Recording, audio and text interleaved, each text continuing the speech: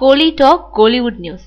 ஹிந்தி படத்தோட வெளியான விஜயோட புலி ட்ரெய்லர். சிம்புதேவன் இயக்கத்துல விஜய் நடிச்சிருக்கும் புலி படத்தோட போஸ்டர் ட்ரெய்லருக்கு ரசிகர்கள் அதிகப்படியான லைக்குகளை கொடுத்து இதுவரைக்கும் விஜய் படங்கள் செய்யாத சாதனைகளை நிகழ்த்த வச்சிருக்காங்க. மேலும் அக்டோபர் 1 திரைக்கு வர்றதா திட்டமிடப்பட்டிருக்கும் புலி படத்தோட பப்ளிசிட்டிகள் இப்போ தீவிரப்படுத்தப்பட்டிருக்கு. இந்த நிலையில இந்தியா மட்டும் இல்ல, அயல் நாடுகள்லயும் வெளியாகும் இந்திய படங்கள்ல புலி படத்தோட ட்ரெய்லரை வெளியிட்டு படத்தை விளம்பரப்படுத்த முடிவு செஞ்சிருக்கும் அந்த படக்குழுவினர் அதிகபட்சம் 2500 தியேட்டர்கள்ல புலி ட்ரெய்லரை வெளியிட போறாங்களாம்.